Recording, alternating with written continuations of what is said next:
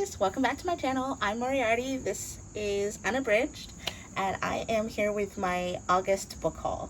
Yes, I do know August is about to be over. Don't come for me. It's been a wild month. I've been spending most of my time taking care of my business and reading. As of filming this, I have completed 11 books for the month of August. So, kudos to me. And yeah, let's just get into it because I have a lot to go over. These books are from Half Price Books, Barnes & Noble, and a book was swapped with me. So I'll explain that in a little bit. But the first book I want to talk about is Foul is Fair by Hannah Capin. And the inside cover says, Jade, Mads, Jenny, and Summer rule their glittering LA circle. Untouchable, they have the kind of power people envy. Every party is theirs, and the world is at their feet. Until the night of Jade's Sweet 16, when they crash the St. Andrew's prep party. The night the Golden Boys choose Jade as their next target. The night they pick the wrong girl. Sworn to vengeance, Jade transfers to St. Andrews and plots to destroy each boy, one by one. She'll take their power, their lives, and their control of the prep school's hierarchy, and she and her coven have the perfect way in. A boy named Mac, whose ambition could turn deadly. Foul is Fair is a bloody, thrilling revenge fantasy for the girls who have had enough. Golden Boys beware, something wicked this way comes.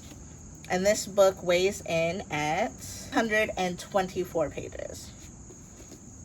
The next book that I got from Half Price Books is an audiobook. I did not think that they carried audiobooks, but apparently they do. So now every time I go, I'm going to have to double check that.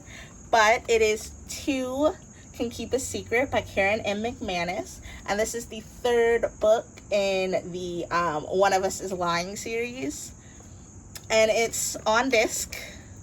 Oh, I have to press the button. So you push this to open.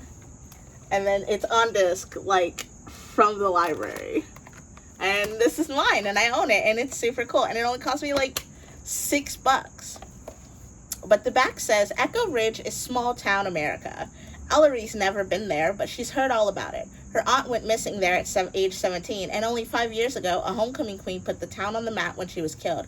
Now Ellery has to move there to live with a grandmother she barely knows. This town is picture perfect, but it's hiding secrets. And before school even begins for Ellery, someone declares open season on homecoming, promising to make it as dangerous as it was 5 years ago. Then, almost as if to prove it, another girl goes missing.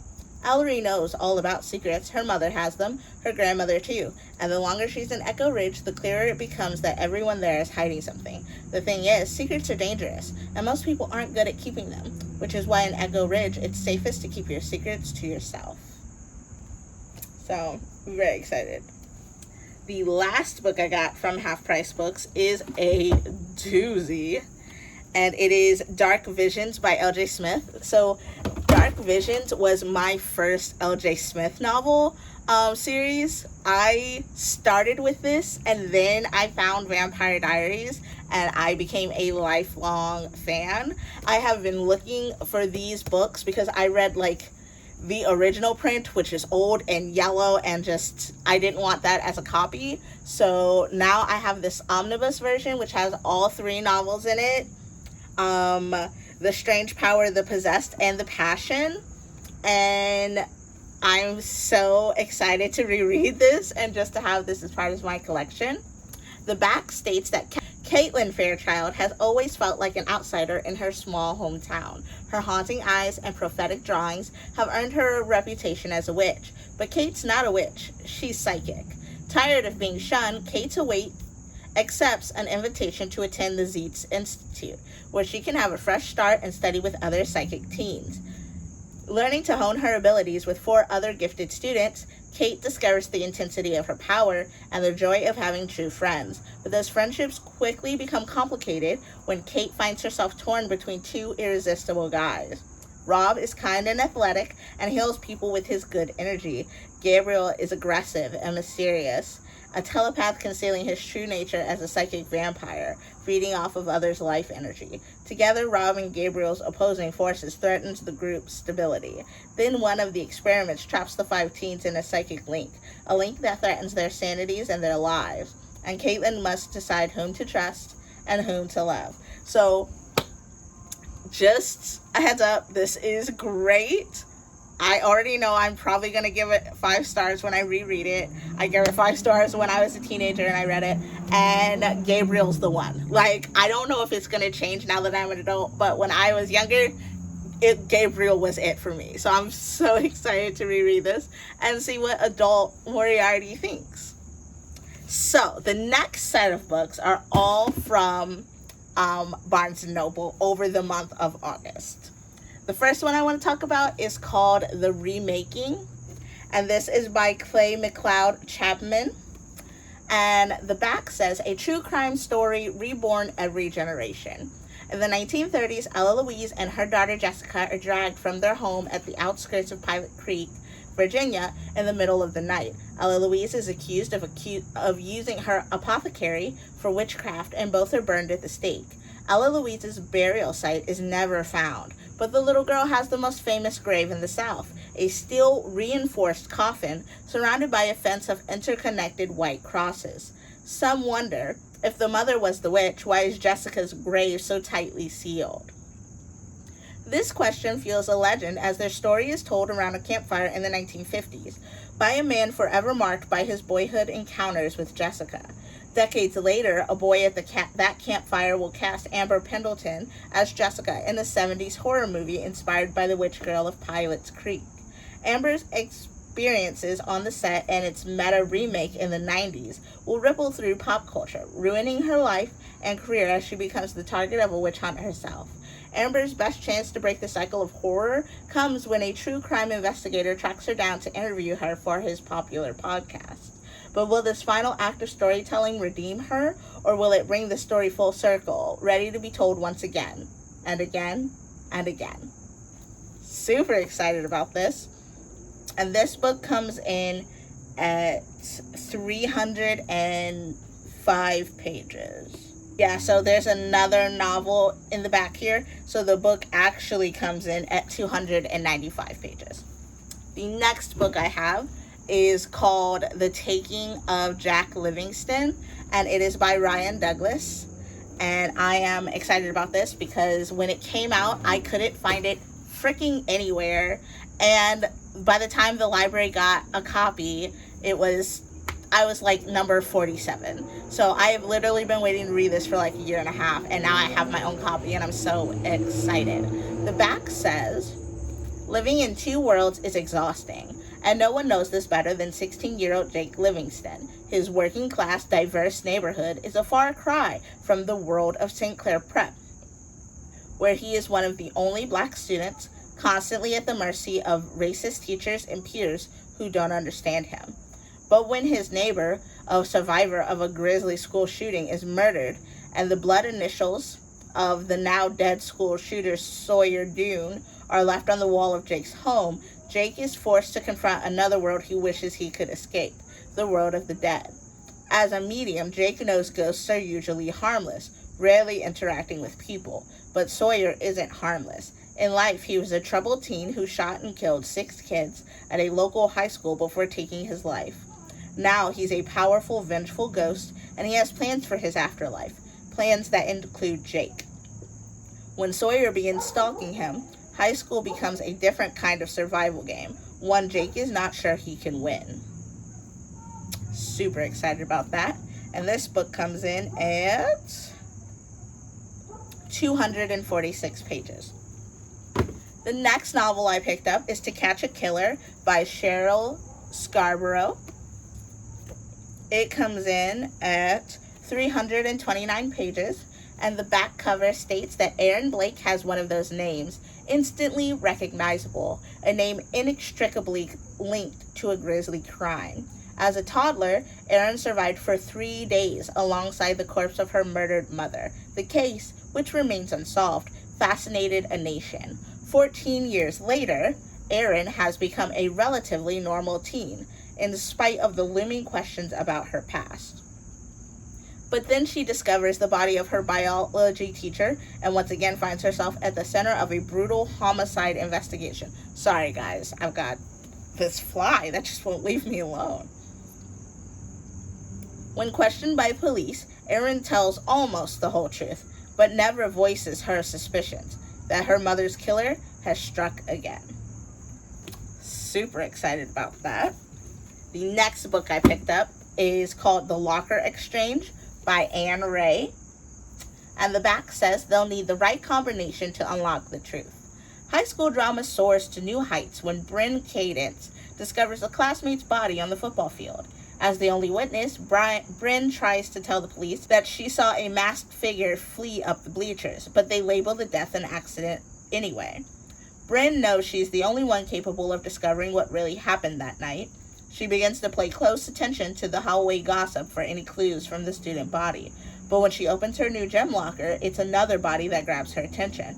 Instead of a wall separating her locker from the boys' side, she discovers the shirtless abs of a star football player and resident flirt, Kyler Felon.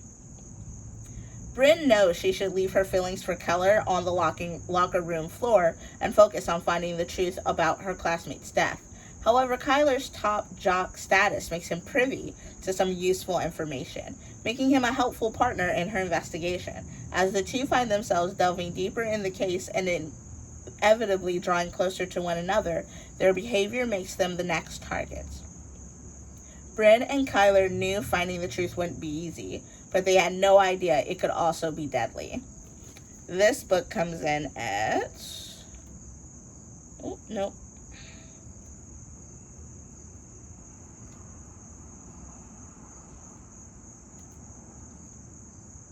231 pages. And I have a feeling that this is going to be like a romance suspense because it's a Wattpad and the author included a romance excerpt from her new novel. So I'm assuming that this is a little bit romance contemporary with a splash of murder, which is something I normally don't read. So I am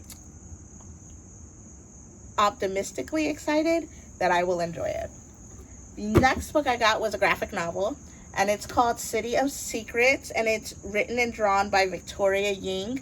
I have wanted to read this forever.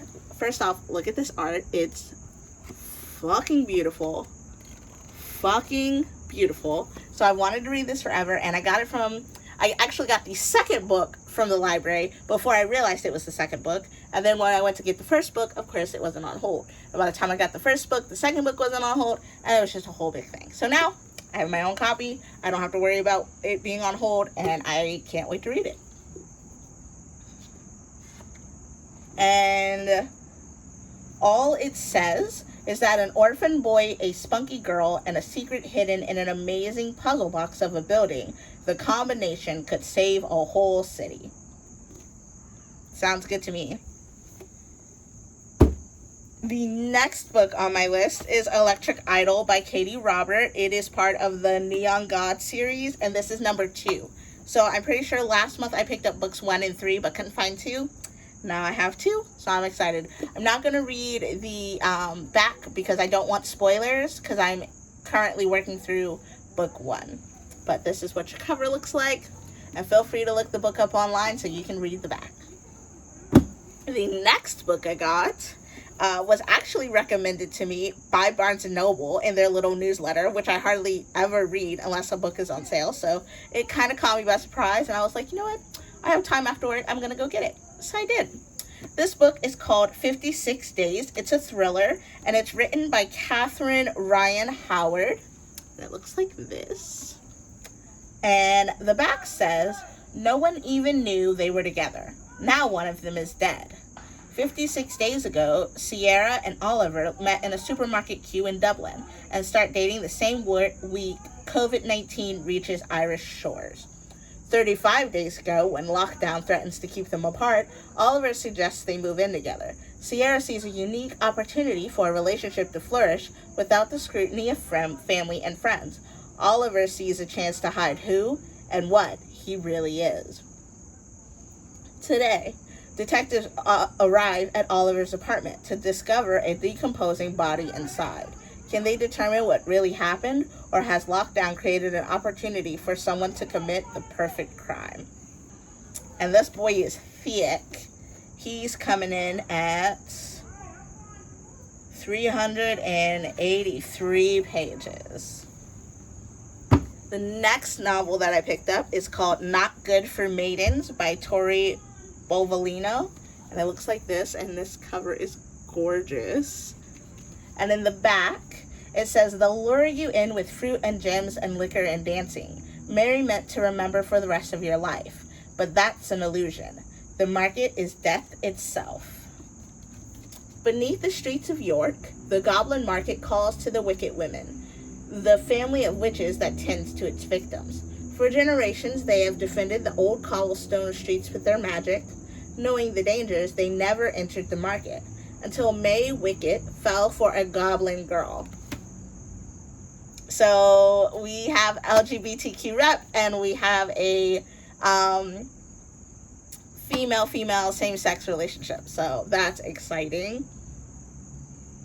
Accepted her invitation and became inextricably tied to the world her family tried to protect her from. The market learned her name, and even when she and her sisters left York for Boston to escape it, the goblins remembered.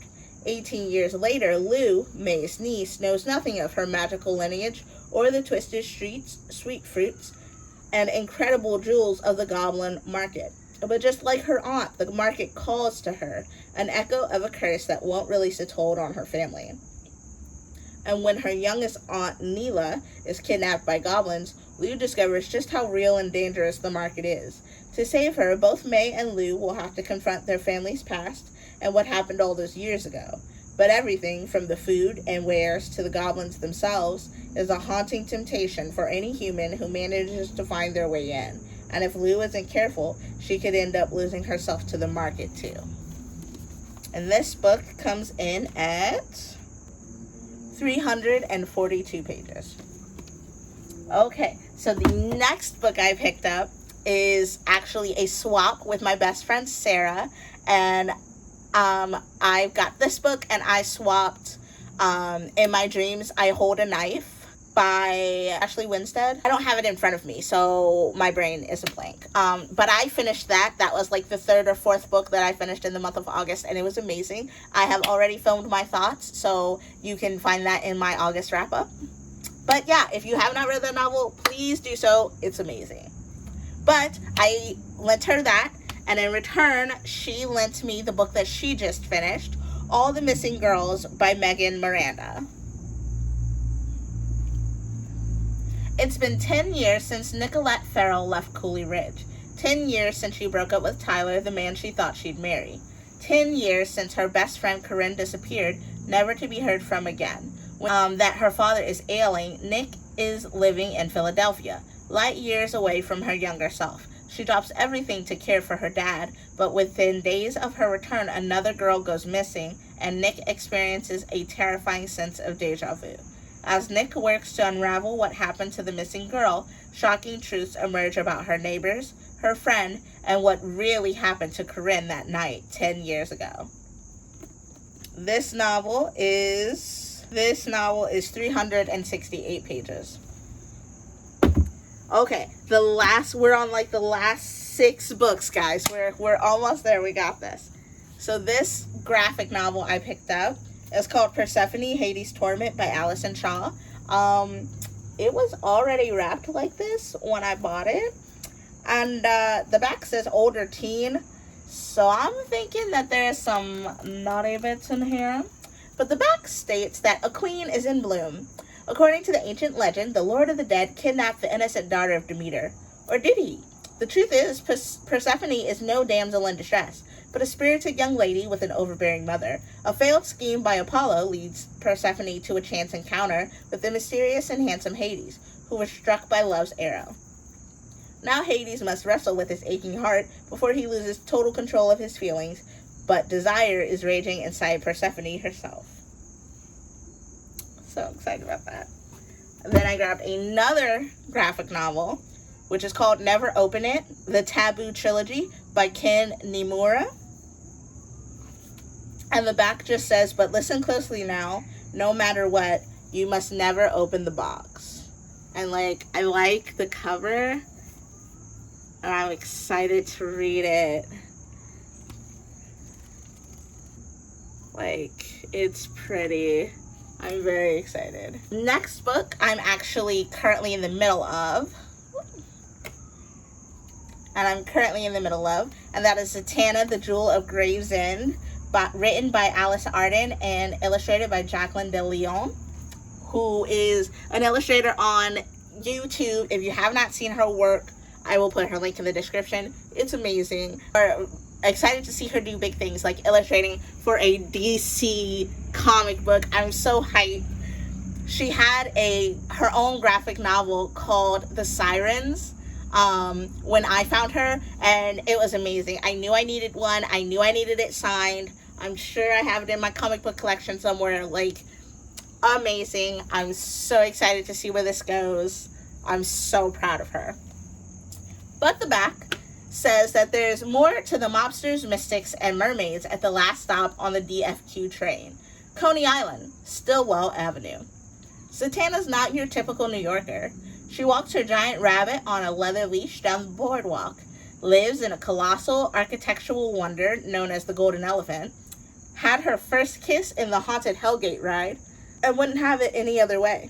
But the time for having fun in Luna Park comes to an end when a mystic's quest for a powerful jewel unravels everything Zatanna thought she knew about herself and her beloved neighborhood. Mysteries and magic surround her as she reveals the truth about her family's legacy and confronts the illusion that has been cast over her entire life. From the bewitching mind behind the Casquette Girls is probably correct, Alice Arden, and with enchanting artwork by Jacqueline de Leon, comes the story of a girl stuck in the middle of a magical rivalry and forced to choose between love, family, and magic without hurting anyone, or worse. All right, keep up with me. We only got 2 more. The next book I have is called The Book Eaters by Sun Yi Dean. As soon as I saw this on Goodreads, I knew I had to have it, and I literally had not been able to find it anywhere. And then I walked into Barnes & Noble to pick up a couple of book gifts for my best friend Becca's birthday, and it was on the shelf, and I knew I had to get it. Out in the Yorkshire moors lives a secret line of people for whom books are food, and who retain all of a book's content after eating it. To them, spy novels are a peppery snack, romance novels are sweet and delicious. Eating a map can help them remember destinations, and children, when they misbehave, are forced to eat dry, musty pages from dictionaries. Devon is part of the family, an old and reclusive clan of book eaters. Her brothers grew up feasting on stories of valor and adventure, and Devon, like all book eater women, were raised on a carefully curated diet of fairy tales and cautionary stories. But real life doesn't always come with happy endings, as Devon learns when her son is born with a rare and darker kind of hunger, not for books, but for human minds. And this book comes in at... Whoop! Don't want to spoil myself, I just want to know how many pages are left. This book comes in at 295 pages. We made it! It's the last book, y'all! Okay, so you guys know how I have the entire Arsène Lupin collection that I got for Christmas. I saw this on the shelf, and I could not leave it behind. And this is the illustrated guide to Gentleman Thief, Arsène Lupin. And it is illustrated by Vincent Malley. And it's beautiful. Beautiful. Like, look at it. Look at it.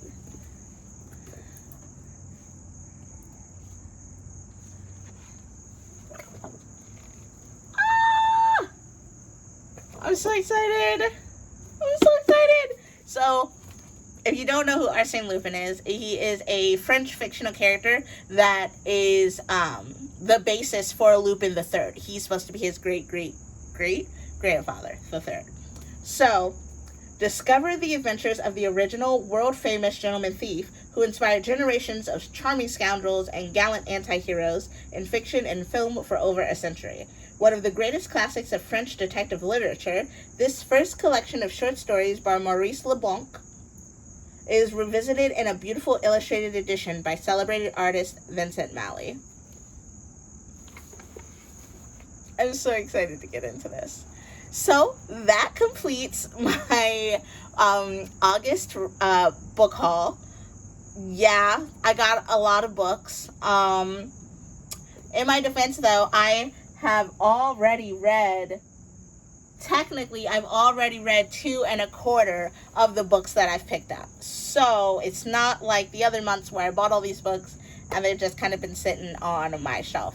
I've also been going back through my shelf and have new inspiration to read older books that I have purchased. So I am making my way through my physical, already bought TBR. So, don't worry about that price tag. Thank you guys so much for listening to me ramble about novels. As always, I'm Moriarty. This is Unabridged, and I'll see you next time. Peace out.